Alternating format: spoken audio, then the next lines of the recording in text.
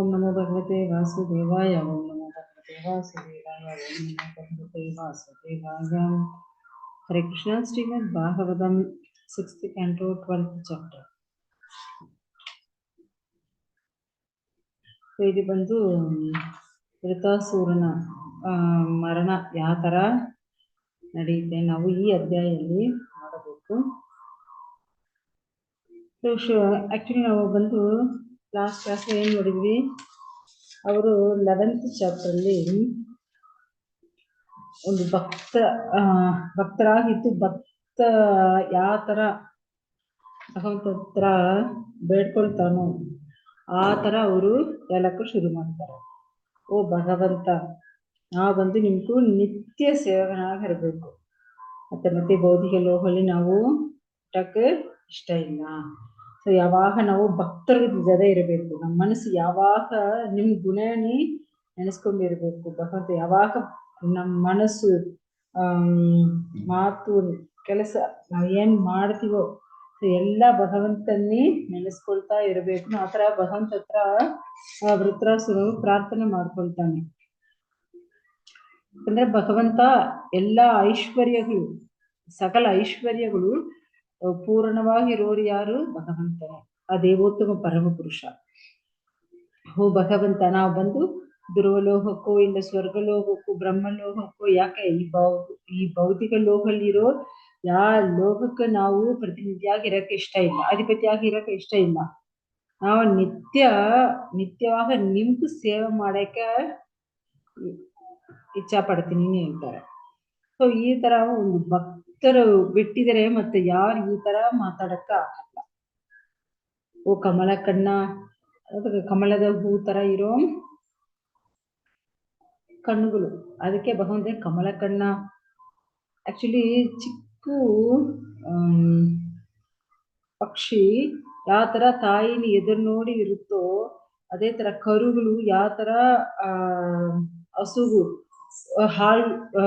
ಹತ್ರ ಹೋಗಿ ಹಾಲು ಕುಡಿಬೇಕಂದ್ರೆ ಎದುರು ನೋಡ್ತಾ ಇರುತ್ತೋ ಅದೇ ತರ ಆ ತರ ಒಂದು ಹೆಂಗಸರು ವಿದೇಶಿ ದೇಶ ಹೋಗಿರೋ ಅವರ ಗಂಡನ ಎದುರು ನೋಡಿ ಇರ್ತಾರೋ ಆ ತರ ಭಗವಂತ ನಿನ್ನ ಎದುರು ನೋಡಿ ನಾನು ಎದುರು ನೋಡಿ ಇರ್ತೀನಿ. ನಿಮ್ಗೋಸ್ಕರ ನಾವು ಪ್ರಾರ್ಥನೆ ಮಾಡ್ತಾ ಇದೀನಿ. ಮತ್ತೆ ನಾವು ಭೌತಿಕ ಲೋಕದಲ್ಲಿ ಹುಟ್ಟಬಾರದು. ಯಾವಾಗ ನಾವು ಶ್ರೇಷ್ಠವಾದ ಉತ್ತಮ ಭಕ್ತರುಗಳ ಜೊತೆ ಸಂಗಲಿ ನಾವು ಇರಬೇಕು. ನಮಗೂ ಈ ಭೌತಿಕ ದೇಹ ಬೇಡ, ಹೆಂಡತಿ ಮಕ್ಕಳು ಸಕಲ ಐಶ್ವರ್ಯಗಳು ಏನ್ ನಮ್ಗೆ ಬೇಕಾಗಿಲ್ಲ. ಭಗವಂತ ನೀವು ಒಬ್ಬನೇ ಬೇಕು. ಸೊ ಇವರು ಈ ತರ ಹೇಳ್ತಾರೆ ಅಲ್ವಾ. ಸೊ ಈ ತರ ಹೇಳೋದು ಕೇಳಿ ಇಂದ್ರನಕ್ಕೂ ಇವ್ರು ಎಷ್ಟು ದೊಡ್ಡ ಭಕ್ತರು ನೋಡಿ. ಸೊ ಇವಾಗ ಈ ಭಕ್ತನ ಯಾವ ತರ ನಾವು ಸಾಯಿಸೋದನ್ನು ಒಂದು ಯೋಚನೆ ಮಾಡ್ತಾರೆ. ಸೊ ಅದೇ ಇಲ್ಲಿ ಬಂದು ಶುಕದೇವ ಗೋಸ್ವಾಮಿ ಬಂದು ಪರೀಕ್ಷಿತ್ ಮಹಾರಾಜ್ಗೆ ಏನ್ ಹೇಳ್ತಾರೆ ಗೊತ್ತಾ? ಆಕ್ಚುಲಿ ವೃತಾಸುರನು ಅವನ ದೇಹನೇ ಬಿಡಕ್ಕೆ ಸಿದ್ಧವಾಗಿದ್ದಾನೆ, ಆ ಯುದ್ಧದಲ್ಲಿ ಸೋಲಕ್ಕೆ ಸಿದ್ಧವಾಗಿದ್ದಾನೆ. ಯಾವಾಗ ಮರಣ ಬರುತ್ತೋ ಎದುರು ನೋಡಿ ಇರ್ತಾನೆ. ಆಕ್ಚುಲಿ ಅವನು ಬಂತು ಈ ಪ್ರಪಂಚದಲ್ಲಿ ಯಾರೇ ಅವನ್ನೇ ಗೆಳೆಯಕ್ಕಾಗಲ್ಲ, ಅಷ್ಟು ಪರಾಕ್ರಮವಾಗಿ ಇರೋ ವೃತಾಸುರನು ಈ ತರ ಒಂದು ಭಕ್ತರಾಗಿದ್ದಾನೆ. ಆಕ್ಚುಲಿ ಪ್ರಳಯ ಕಾಲದಲ್ಲಿ ಕೈಟಪನು ಏನ್ ಮಾಡಿದಾನೆ, ಆ ದೇವೋತ್ತಮ ಪರಮ ಪುರುಷನಿ ಹಿಂಸೆ ಕೊಟ್ಟಿದ್ದಾರೆ. ಅದೇ ತರ ಇವಾಗ ಏನ್ ಮಾಡ್ತಾರೆ ವೃತಾಸುರನು, ಯಾಕಂದ್ರೆ ದೇವೇಂದ್ರರು ಇವಾಗ ಇವರನ್ನೇ ಸಾಯಿಸಕ್ಕೆ ಇಷ್ಟಪಡಲ್ಲ, ಹೊಡಿಯಕ್ಕೆ ಇಷ್ಟಪಡಲ್ಲ. ಯಾಕಂದ್ರೆ ಇವರು ಒಂದು ಭಕ್ತರ ತರ ಮಾತಾಡ್ತಾರಲ್ವಾ, ಅದಕ್ಕೆ ಅವನು ಸುಮ್ಮನೆ ಇದ್ದಾನೆ. ವೃತಾಸುರನ ಹತ್ರ ಏನೇ ಮಾಡಿಲ್ಲ ಅವನು. ಅದಕ್ಕೆ ವೃತಾಸುರನೇ ನೋಡಿದಾರೆ, ಓಹೋ ಇವನು ನಮ್ಗೆ ಭಕ್ತ ಅನ್ಕೊಂಡು ಈ ತರ ಸುಮ್ಮನೆ ಇದ್ದಾನೆ ಅವನು. ಅವ್ರೇನ್ ಮಾಡ್ತಾರೆ, ಅವರು ಅವ್ರ ಕೈಯಲ್ಲಿ ಶೂಲ ಇದೆ ಅಲ್ವಾ, ಆ ಶೂಲ ಇಂದು ಆ ಇಂದ್ರನೇ ಕುದ್ದಿದ್ದಾರೆ. ಯಾಕಂದ್ರೆ ಈ ವಜ್ರಾಯುಧ ಇಂದು ವೃತಾಸುರನ್ ಗೊತ್ತು, ಈ ವಜ್ರಾಯುಧ ಇಂದು ನಾವು ಈ ತರ ಇಂದ್ರ ನಮ್ಗೆ ಕೊಂದ್ಬಿಡ್ತಾನೆ ಗೊತ್ತು. ಆದ್ರೆ ಅವರು ಎದುರು ನೋಡಿರ್ತಾರೆ. ಅವರು ಆ ಮರಣನ ಎದುರು ನೋಡಿರ್ತಾರೆ. ಯಾವಾಗ ಇಂದ್ರ ಬಂದು ನಮ್ಮಿ ಹೊಡಿತಾನೆ, ಯಾವಾಗ ನಮ್ಮಿ ಸಾಯಿಸ್ತಾನೇನು ಅವ್ರು ಎದುರು ನೋಡಿರ್ತಾರೆ. ಆಕ್ಚುಲಿ ವೃತಾಸುರನಿಗೂ ಅವರು ಗೆಲಿಬೇಕು, ನಾವು ಚೆನ್ನಾಗಿ ಜಗಳ ಮಾಡಿ ಗೆಲಿಬೇಕು ಯಾವ ಒಂದು ಆಸೆ ಇಲ್ಲ. ಆಕ್ಚುಲಿ ಅವರ ಆಸೆ ಏನು, ಅವ್ರ ಇಷ್ಟ ಏನು, ಈ ಯುದ್ಧದಲ್ಲಿ ನಾವು ಸಾಯಬೇಕು, ದೇವೋತ್ತಮ ಪರಮಪುರುಷ ಧಾಮಕ್ಕೆ ನಾವು ಹೋಗ್ಬೇಕು ಅಷ್ಟೇ. ಅದಕ್ಕೆ ಅವರು ಅಷ್ಟು ಸಂತೋಷವಾಗಿ ಜಗಳ ಮಾಡಕ್ಕೆ ಶುರು ಮಾಡ್ತಾ ಇದ್ದಾರೆ. ಸೊ ಈ ಅಸುರರಿಗೆ ಶ್ರೇಷ್ಠವಾದ ವೀರ ಯಾರಂದ್ರೆ ಈ ವೃತಾಸುರನೇ. ಯಾತರ ಯುಗ ಅಂತಿಮ ಕಾಲದಲ್ಲಿ ಏನಾಗುತ್ತೆ, ಪ್ರಪಂಚ ಎಲ್ಲ ಅಷ್ಟು ಬೆಂಕಿ ಬಂದು ಸುಟ್ಟುತ್ತಂತೆ. ಸೊ ಆ ತರ ಇದಂತೆ ತ್ರಿಶೂಲ. ಸೊ ಬಟ್ ಇವನು ಇಂದ್ರ ವೃತಾಸುರನಿ ಸಾಯಿಸಲ್ವೇ, ಅದಕ್ಕೆ ಅವರೇನ್ ಮಾಡ್ತಾರೆ, ನಾನ್ ನಿಮ್ನೆ ಸಾಯಿಸ್ತೀನಿ ನೋಡಿ, ನಮ್ಮ ಹತ್ರ ಜಗಳ ಮಾಡಿ ಇವರೇ ಸ್ಟಾರ್ಟ್ ಮಾಡ್ತಾರೆ.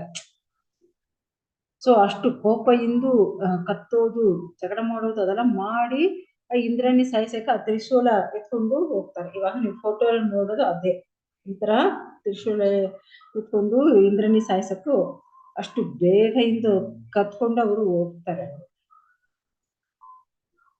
ಆ ವೃತಾಸುರನು ಇವಾಗ ಏನ್ ಮಾಡಿದಾರೆ, ಆ ತ್ರಿಶೂಲ ಇಂದ್ರನ ಮೇಲೆ ಬಿಟ್ಟಿದ್ದಾರೆ. ಯಾವ ತರ ಬರುತ್ತಂದ್ರೆ ನಕ್ಷತ್ರ, ಎರಿ ನಕ್ಷತ್ರ ತರ ಅಷ್ಟು ಬೇಗ ಬರ್ತಾ ಇದಂತೆ. ಆ ಪ್ರಕಾಶವಾಗ ಆ ಆಯುಧ ಕಣ್ಣೆತ್ತಿ ನೋಡಕ್ಕೆ ಆಗಲ್ಲ, ಅಷ್ಟು ಪ್ರಕಾಶವಾಗಿ ಬರ್ತಾ ಇದೆ. ಸೊ ದೇವೇಂದ್ರನ್ ಏನ್ ಮಾಡಿದಾನೆ, ಅವನು ಒಳಗಡೆ ಭಯ ಇರುತ್ತೆ, ಆದ್ರೆ ಆಚೆ ಆತರ ತೋರ್ಸಿಲ್ಲ. ಅಷ್ಟು ಧೈರ್ಯದಿಂದ ಆ ವಜ್ರಾಯುಧ ಎತ್ಕೊಂಡು ಆ ತ್ರಿಶೂಲನಿ ಪೀಸ್ ಮಾಡ್ಬಿಡ್ತಾರೆ.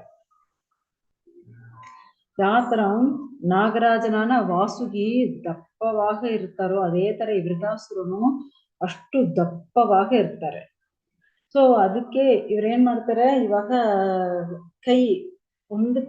ಒಂದು ಭುಜಾನೇ ಕಟ್ ಮಾಡಿಬಿಡ್ತಾರೆ ಇಂದ್ರ. ಸೊ ವೃತಾಸುರನ ದೇಹ ಇಂದು ಒಂದು ಕೈ ಆಚೆ ಬಂದ್ಬಿಟ್ಟಿದೆ, ಆತರ ಕಟ್ ಮಾಡಿಬಿಟ್ಟಿದ್ದಾನೆ ಯಾರು, ಇಂದ್ರ. ಸೊ ಅವಾಗ ಕೋಪ ಇಂದು ಇಂದ್ರನ ಹತ್ರ ಮತ್ತೆ ಗದೆ ಒಂದು ತಗೊಂಡು ಅವನು ಆ ಇಂದ್ರನೊಡೆಯ ದವಡೆ ಮೇಲೆ ಒಂದು ಹೊಡಿತಾರೆ ಅವರು. ಆತರ ಹೊಡೆದು ಬಿಟ್ಟು ಏನ್ ಮಾಡಿದ್ರೆ, ಅವ್ರ ವಾಹನ, ಇಂದ್ರ ವಾಹನ ಯಾರು, ಐರಾವತ ಆನೆ ಅಲ್ವಾ, ಆ ಆನೆನು ಹೊಡೆದಿದ್ದಾರಂತೆ.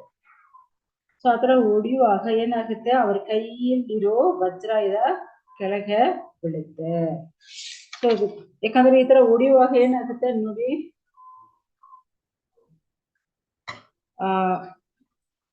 ಒಂದು ನಿಮಿಷ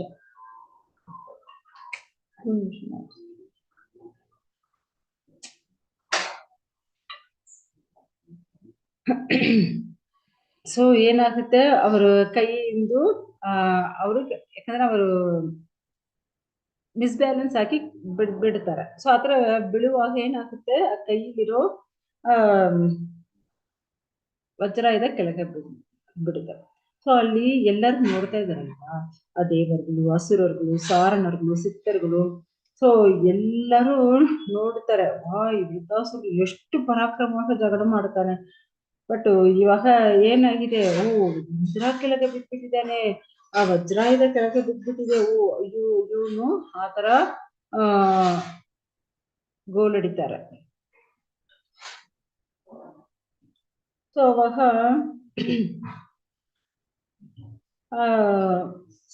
ಆಕ್ಚುಲಿ ಒಂದು ಶತ್ರು ಮುಂದೆ ನಿಲ್ಕೊಂಡು ಜಗಳ ಮಾಡ್ತಾ ಇರೋ, ಆ ಶತ್ರು ಮುಂದೆ ಅವ್ರ ವಜ್ರಾಯುಧ ಕೆಳಗೆ ಬಿದ್ಬಿಟ್ಟಿದೆ ಅಲ್ವಾ, ಇಂದ್ರ ಕೈಯಿಂದ ಕೆಳಗೆ ಬಿದ್ಬಿಟ್ಟಿದೆ. ನಾವು ಸೋಲ್ಬಿಟ್ಟಿದೀವಿ ನಾವು ಅನ್ಕೊಂಡು ಲಜ್ಜೆಯಿಂದ ನಿಲ್ಕೊಂಡಿರ್ತಾನೆ. ಸೊ ಆತರ ನಿಲ್ಕೊಂಡಿರುವಾಗ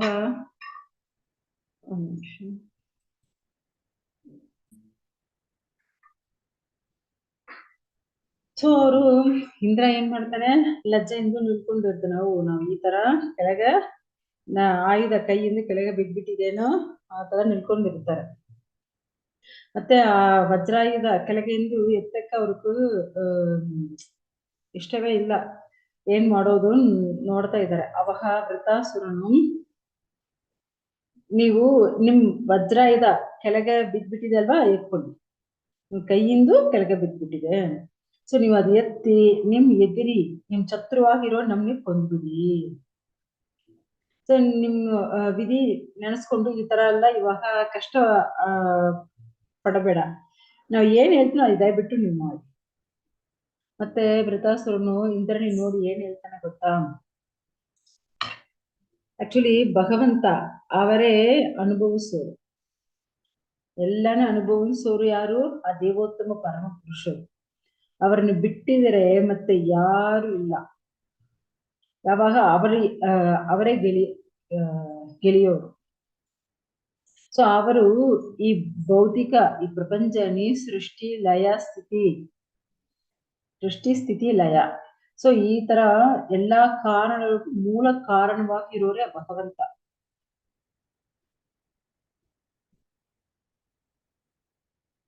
ಅದೇ ತರ ಈ ಭೌತಿಕ ದೇಹ ಯಾರಿಗೂ ಯಾವ ತರ ಸಿಕ್ಕುತ್ತೋ ಅದೆಲ್ಲ ಏನು ಅವರವರ ಕರ್ಮ ಅನುಸಾರ ಪ್ರಕಾರ. ಬಟ್ ಈ ನೀಚ ಜನಗಳು ಅವರು ಏನ್ ಅನ್ಕೊಳ್ತಾರೆ, ಅವ್ರು ಗೆಲ್ಲಿದ್ರೆ ಅವರೇ ಗೆಳೆಯೋ ತರ ಸಂತೋಷ ಪಡ್ತಾರೆ. ಬಟ್ ಅವ್ರು ಸೋಲಿದ್ರೆ ಈ ತರ ಸೋಲಿ ಬಿಟ್ಟಿದಾರೆ ಅನ್ಕೊಳ್ತಾರೆ. ಆಕ್ಚುಲಿ ಆ ತರ ಇಲ್ಲ. ಸೊ ಎಲ್ಲಾ ಕಾರಣಗಳು ಮೂಲ ಕಾರಣ ಯಾರಂದ್ರೆ ಆ ದೇವೋತ್ತಮ ಪರಮ ಪುರುಷರು. ಅವರ ಇಚ್ಛೆ ಇದ್ರೆ ಮಾತ್ರ ಎಲ್ಲ ನಡೀತಾ ಇದೆ. ಯಾಕಂದ್ರೆ ಎಲ್ಲಾರ ಹೃದಯದಲ್ಲಿ ಪರಮಾತ್ಮ ಇರೋರೇ ಭಗವಂತ. ಅವರೇ ಏನ್ ಮಾಡ್ತಾರೆ, ಅವ್ರಿಗೂ ಎಲ್ಲಾ ಜೀವರಾಶಿಗೂ ಜ್ಞಾಪಕ ಶಕ್ತಿ ಬುದ್ಧಿ ಮರದಿ ಕೊಡೋರು ಆ ಭಗವಂತನೇ. ಸೊ ಇವಾಗ ಜಗಳ ನಡೀತಾ ಇದೆ. ಈ ಜಗಳಲ್ಲಿ ಯಾರು ಗೆಳಿಬೇಕು ಭಗವಂತನ ಗೊತ್ತು. ಭಗವಂತ ಆಲ್ರೆಡಿ ಅದು ಡಿಸೈಡ್ ಮಾಡಿಬಿಟ್ಟಿದ್ದಾರೆ. ಸೊ ಅವರು ಡಿಸೈಡ್ ಏನ್ ಮಾಡಿದಾರೋ ಅದೇ ನಡೀತೆ. ಸೊ ಈ ಭೌತಿಕ ಗುಣಗಳು ಆಕ್ಚುಲಿ ಆತ್ಮಕ್ಕೂ ಏನಿಲ್ಲ, ಆತ್ಮಕ್ಕೂ ಗುಣಗಳಿಲ್ಲ. ಬಟ್ ಈ ಭೌತಿಕಕ್ಕೂ 3 ಗುಣಗಳು ಇರುತ್ತಲ್ವಾ, ಆ 3 ಗುಣಗಳಿಂದ ಏನ್ ಮಾಡ್ತಾರೆ ಜನಗಳು, ಭೌತಿಕ ಜನರು ನಾವು ಏನು ಮಾಡಿದ ಎಲ್ಲ ನಾವೇ ಕರ್ತನ ಅನ್ಕೊಳ್ತಾರೆ. ಆಕ್ಚುಲಿ ಆ ತರ ಇಲ್ಲ. ಎಲ್ಲಕ್ಕೂ ಕಾರಣ ಯಾರು? ಭಗವಂತ. ಸೊ ಅದಕ್ಕೆ ನಾವೇನ್ ಮಾಡ್ಬೇಕು, ನಮ್ಗೆ ಏನು ಕರ್ತವ್ಯ ಇದು, ನಮ್ ಕರ್ತವ್ಯ ನಾವು ಪರ್ಫೆಕ್ಟ್ ಆಗಿ ಮಾಡಬೇಕು. ಆತರ ನಮ್ ಕರ್ತವ್ಯ ನಾವು ಪರ್ಫೆಕ್ಟ್ ಆಗಿ ಮಾಡಿದ್ರೆ ನಮ್ಗೆ ಎಲ್ಲ ಒಳ್ಳೇದಾಗುತ್ತೆ. ಸೊ ಆಕ್ಚುಲಿ ವೃತಾಸುರನು ಈ ತರ ಇಂದ್ರನಿಗೆ ಉತ್ಸಾಹ ಮಾಡ್ತಾರೆ. ಅವ್ರು ಗೆಲಿಬೇಕು ಇಷ್ಟ ಇಲ್ಲ, ವೃತ್ರಾಸುರನಿಗೂ ತಾನು ಗೆಲಿಬೇಕು ಇಷ್ಟ ಇಲ್ಲ, ಇಂದ್ರ ಗೆಲಿಬೇಕು, ಇಂದ್ರ ತನ್ನ ಸಾಯಿಸಬೇಕು, ಅದಕ್ಕೆ ಅವರು ನಿಮ್ ಕರ್ತವ್ಯ ಮಾಡಬೇಕು. ಸೊ ಕೃಷ್ಣರು ಏನ್ ಅನ್ಕೊಂಡಿದಾರೋ ಅದೇ ನಡಿಬೇಕು. ಅದಕ್ಕೆ ನೀವು ಎತ್ತು ಆ ತ್ರಿಶೂಲ್ ವಜ್ರಾಯುಧ ಎತ್ತು ನಮ್ನಿ ಕೊಂದುಬಿಡಿ, ಯಾಕಂದ್ರೆ ನಾವು ನಿಮ್ ವಿರೋಧಿ ಅಲ್ವಾ, ಶತ್ರು. ಸೊ ಅದಕ್ಕೆ ನೀವು ಅದು ನಮ್ಗೆ ಕೊಂದ್ಬಿಡಿ. ಅವ್ರು ಬಂದು ಆತರ ಇಂದ್ರನಿ ಉತ್ಸಾಹ ಮಾಡ್ತಾರೆ. ಸೊ ಈ ಭೌತಿಕಲ್ಲಿ ಎಲ್ಲಾ ಲೋಕಕ್ಕೂ ಅಧಿಪತಿ ಯಾರ? ಭಗವಂತನೇ. ಈ ಭೌತಿಕ ಲೋಕ ಒಂದು ಅಧ್ಯಾತ್ಮಗಳು ಎಲ್ಲಾ ಪ್ರಪಂಚ, ಎಲ್ಲಾ ಗ್ರಹಗಳು, ಎಲ್ಲಾ ಜೀವರಾಶಿಗಳು ಎಲ್ಲಾನೇ ಕಂಟ್ರೋಲ್ ಮಾಡೋರು ಯಾರು? ಆ ದೇವೋತ್ತಮ ಪರಮ ಪುರುಷರೇ. ಸೊ ಅವರು ಏನ್ ಬೇಕಂದ್ರೆ ಮಾಡಕ್ಕಾಗುತ್ತೆ, ಯಾಕಂದ್ರೆ ಅವನು ಸ್ವತಂತ್ರನು. ನಾವು ಏನು ನಾವೆಲ್ಲ ಸ್ವತಂತ್ರ ಇಲ್ಲ. ಯಾಕಂದ್ರೆ ಇಲ್ಲಿ ನೋಡಿದ್ರೆ ಸೂರರುಗಳು ಅಸುರರುಗಳು ಇಬ್ರು ಇರ್ತಾರೆ. ಸೊ ಏನ್ ಡಿಫರೆನ್ಸ್ ಅಂದ್ರೆ, ಆ ಭಗವಂತ ಏನ್ ಅನ್ಕೊಳ್ತಾನೋ ಅದ್ರ ಪ್ರಕಾರ ನಡೆಯೋರು ಸೂರರು. ಅಸುರರುಗಳು ಭಗವಂತನಕ್ಕೂ ಏನ್ ಅನ್ಕೊಳ್ತಾ ಅದರಿಂದ ಇವರು ಎಕ್ಸ್ಟ್ರಾವ ಇಲ್ಲ ಈ ತರ ನಡಿಬೇಕು, ಆ ತರ ಆಗಬೇಕು, ಆ ತರ ಅವರಿಷ್ಟ ಪ್ರಕಾರ ನಡ್ಕೊಳ್ತಾರೆ. ಅಸುರಗಳು ಅವರಿಷ್ಟ ಪ್ರಕಾರ ನಡ್ಕೊಳ್ತಾರೆ, ಭಗವಂತನ ಇಚ್ಛೆ ಪ್ರಕಾರ ನಡೆಯಲ್ಲ. ಆಕ್ಚುಲಿ ಇವಾಗ ಇಲ್ಲಿ ನೋಡಿದರೆ, ಈ ಕಾನ್ವರ್ಸೇಷನ್ ಇಲ್ಲಿ ನೋಡಿದರೆ, ಈ ಸಂವಾದದಲ್ಲಿ ನೋಡಿದ್ರೆ ವೃತ್ತಾಸುರನೇನೋ ಸೂರನ್ ತರ ಮಾತಾಡ್ತಾ ಇದ್ದಾನೆ, ಇಂದ್ರ ಏನೋ ಅಸುರ ತರ ನಡ್ಕೊಳ್ತಾ ಇದ್ದಾರೆ. ಆ ತರ ಕಾಣಿಸ್ತಾ ಇದೆ ಅಲ್ವಾ? ಏನ್ ಮಾಡೋದು? ಆಕ್ಚುಲಿ ವೃತ್ತಾಸುರನ್ ಭಕ್ತನಲ್ವಾ, ಅದಕ್ಕೆ ಅವರು ಈ ತರ ಭಗವಂತನ ಜ್ಞಾನ ಬಗ್ಗೆ ಅವರು ಹೇಳ್ಕೊಡ್ತಾ ಇದ್ದಾರೆ. ಆಕ್ಚುಲಿ ಭೌತಿಕಲ್ಲಿ ಏನು ಬ್ರಹ್ಮ ಇಂದು ನೀಚವಾಗಿ ಇರುವೆ ತಕ್ಕ ಯಾರೇ ಸ್ವತಂತ್ರ ಇಲ್ಲ. ಎಲ್ಲರೂ ಭಗವಂತನ್ ಕಂಟ್ರೋಲ್ ನಾವೆಲ್ಲ ಇರ್ತೀವಿ. ಅವ್ರು ಏನ್ ಅನ್ಕೊಳ್ತಾರೋ ಅದ್ರ ಪ್ರಕಾರ ನಾವು ನಡಿಲೇಬೇಕಾಗುತ್ತೆ. ನಾವು ಅದಿಂದು ಆಚೆ ಹೋಗಕ್ಕ ಆಗಲ್ಲ. ಯಾಕಂದ್ರೆ ಈ ಭೌತಿಕಲ್ಲಿ ಇರೋ ನಮ್ ಇಂದ್ರಿಯ ಶಕ್ತಿ ಆಗಲಿ, ಮನೋಶಕ್ತಿ, ಮನೋಬಲ, ದೇಹ ಬಲ, ಪ್ರಾಣ, ಮತ್ತೆ ಜೀವನ ಮರಣ ಎಲ್ಲ ಭಗವಂತನೇ ಕಂಟ್ರೋಲ್ ಮಾಡೋದು. ಬಟ್ ಮೂಢರುಗಳಿಗೂ ಇದು ಬಗ್ಗೆ ಗೊತ್ತಾಗೋದೇ ಇಲ್ಲ. ಏನೋ ಜಡವಾಗಿರೋ ದೇಹನ ಬಿಟ್ಟು ಮತ್ತೊಂದು ದೇಹ ತಗೊಳ್ತಾ ಇದ್ದಾರೆ, ಬಟ್ ಅವ್ರಿಗೂ ಇದ್ರ ಬಗ್ಗೆ ಏನೇ ಗೊತ್ತಾಗೋದೇ ಇಲ್ಲ. ಏ ದೇವೇಂದ್ರ, ಸೊ ಇಲ್ಲಿ ಏನು ಈ ಬೊಮ್ಮೆ ಆಟ ಮಾಡ್ತಾರಲ್ವಾ, ಆಕ್ಚುಲಿ ಈ ಬೊಮ್ಮೆಗಳು ಗಂಡ ಹೆಂಗಸರು ಮಿರುಗಗಳು ಆತರ ಆಡೋ ತರ, ಮರಗಳು ಗಿಡಗಳು ಆಡೋ ತರ ಆಡುತ್ತೆ.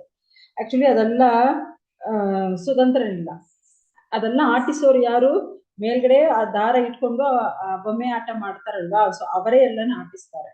ಸೊ ಆತರ ನಾವು ಯಾರೇ ಸ್ವತಂತ್ರನಿಲ್ಲ, ಎಲ್ಲಾನು ಆಟಿಸೋನು ಯಾರು? ಆ ಭಗವಂತನೇ. ಅದಕ್ಕೆ ಏಕೇಳೆ ಈಶ್ವರ ಕೃಷ್ಣ ಆರಸಪ ಕೃತ್ಯ ಯಾರೇ ಯೈಚ್ಛೆ ನಾಚ್ಛಾಯ ಸೇತೈಚ್ಛೆ ಕರೆ ನೃತ್ಯ. ಸೊ ಭಗವಂತ, ಆ ದೇವೋತ್ತಮ ಪರಮಪುರುಷ ಕೃಷ್ಣ ಒಬ್ಬನೇ ಯಜಮಾನರು, ಮತ್ತೆ ಎಲ್ಲರೂ ಸೇವಕರ್ಕಲೆ. ಸೊ ಎಲ್ಲಾರು ಆಟಿಸೋನು ಆ ಭಗವಂತನೇ. ನಾವೆಲ್ಲ ಅವ್ರ ಆಟಿಸೋ ತಕ್ಕ ಆಡೋರು. ಸೊ ನಾವು ಯಾವಾಗ ಕೃಷ್ಣರಿಗೂ ಸೇವಕನಾಗ ಇದ್ದು ನಾವು ಸೇವೆ ಮಾಡಬೇಕು.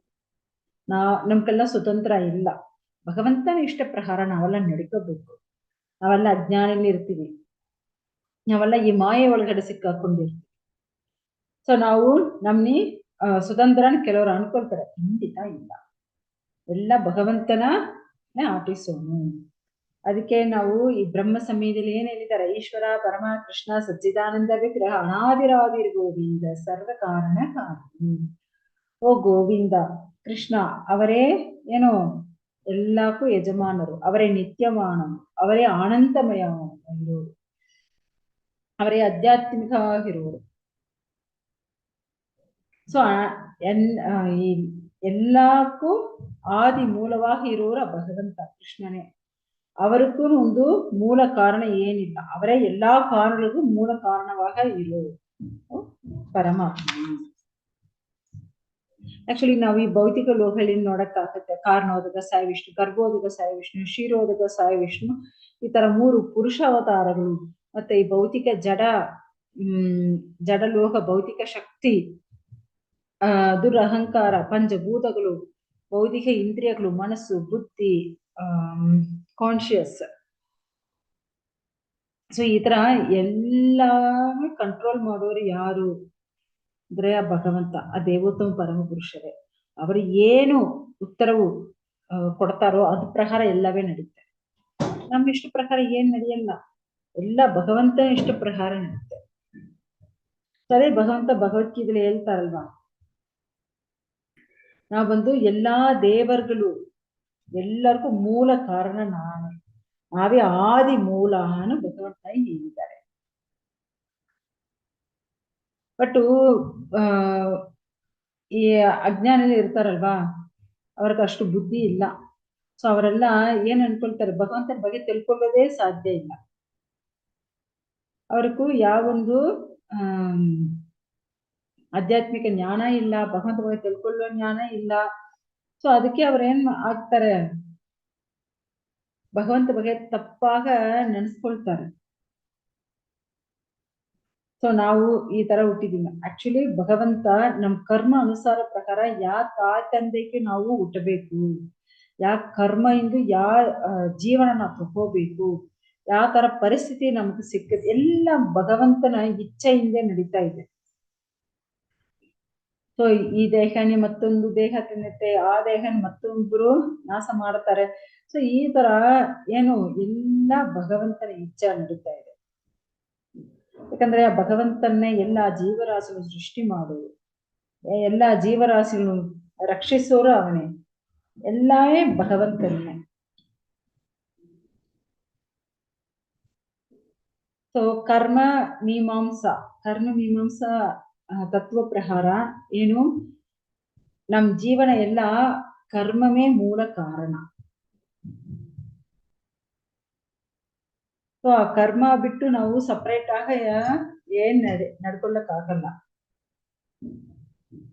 ಓಕೆ, ಸೊ ಅವರವ್ರಿಗೆ ಏನ್ ಇಚ್ಛೆ ಇದೆಯೋ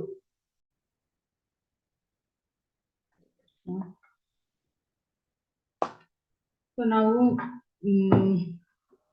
ಯಾವ ಜನ್ಮಲ್ಲಿ ಯಾವ ಕರ್ಮ ಮಾಡ್ತೀವೋ ಅದು ಅನುಸಾರ ಪ್ರಕಾರ ಅದೇ ತರ ಇರೋ ತಾಯಿ ತಂದೆ ಗರ್ಭಲ್ಲಿ ನಾವು ಹುಟ್ತೀವಿ.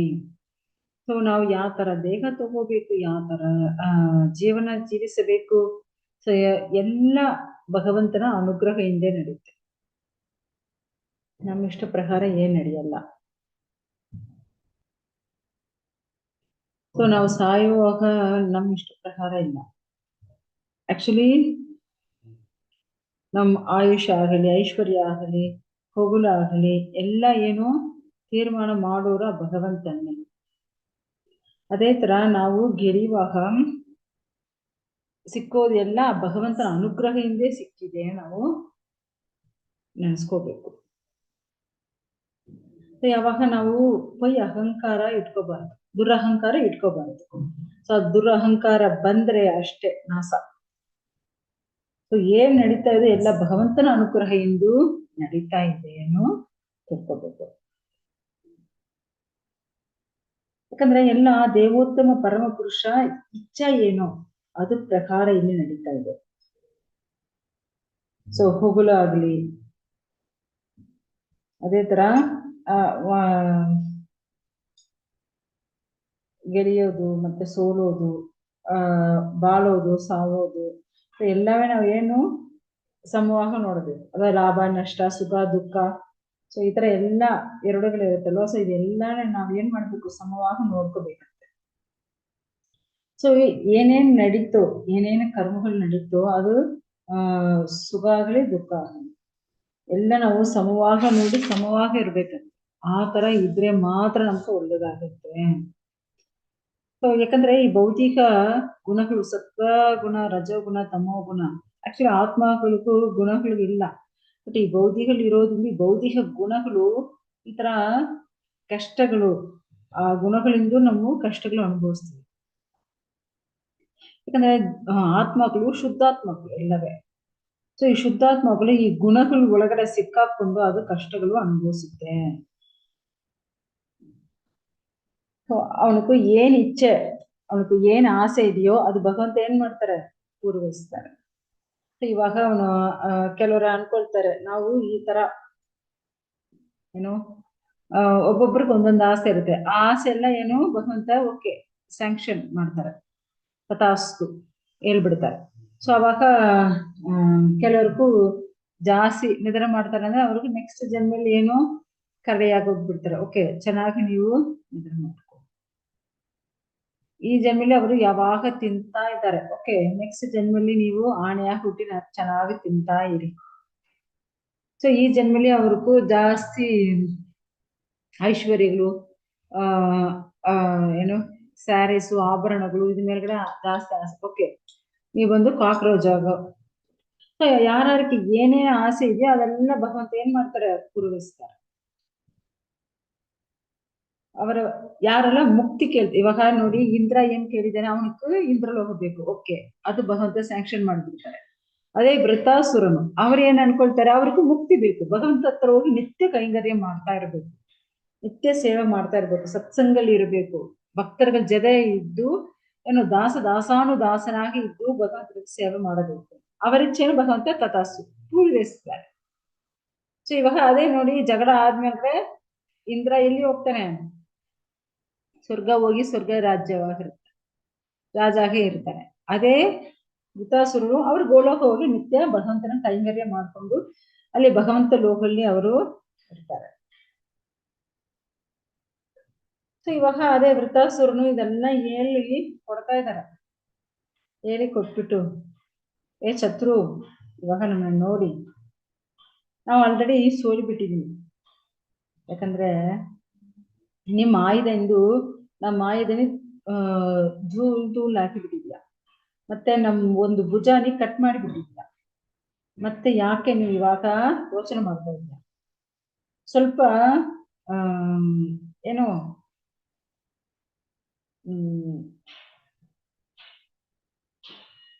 ಮತ್ತೆ ಏನು ನಮ್ಮನ್ನ ಕೊಂದ್ಬಿಡಿ, ನಿಮ್ ಇಷ್ಟ ಏನೋ ಅದ್ರ ಪ್ರಕಾರ ನೀವು ನೋಡ್ಕೊಳ್ಳಿ. ಯಾಕಂದ್ರ ವೃತಾಸುರ ಅಷ್ಟು ಶ್ರೇಷ್ಠ ಶಕ್ತಿವಂತ.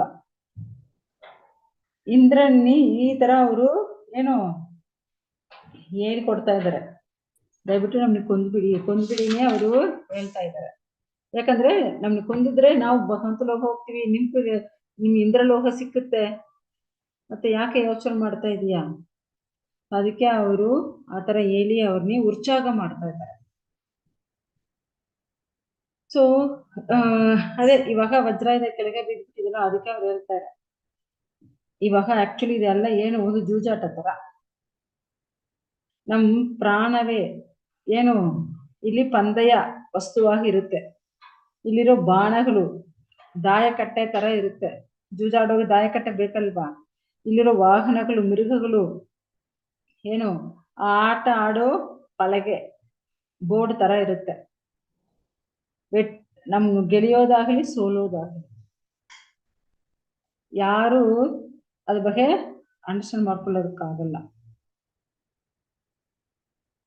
ಸೊ ವಿಧಿ ಪ್ರಕಾರ ಏನ್ ನಡೀತೋ ಅದ್ ಪ್ರಕಾರ ನಾವು ನಡ್ಕೊಂಡು ಹೋಗ್ಬೇಕು. ದಯವಿಟ್ಟು ಇವಾಗ ಏನು ನೀವು ಆ ವಜ್ರ ಇದನ್ನೇ ಎತ್ಕೊಂಡು ನಮ್ಮ ಹತ್ರ ನಮ್ಮನ್ನ ಸಾಯಿಸಿಬಿಡಿ, ಜಗಳ ಮಾಡಿ ನಮ್ಮನ್ನ ಸಾಯಿಸಿ.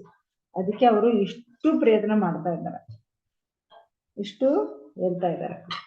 ಓಕೆ ನೋಡಿ ಎಷ್ಟು ಚೆನ್ನಾಗಿದೆ ಇದು. ಓಕೆ, ಏನೋ ಡೌಟ್ ಇದ್ರೆ ಕೇಳ್ಬೋದು ನೋಡಿ. ಹರೇ ಕೃಷ್ಣ.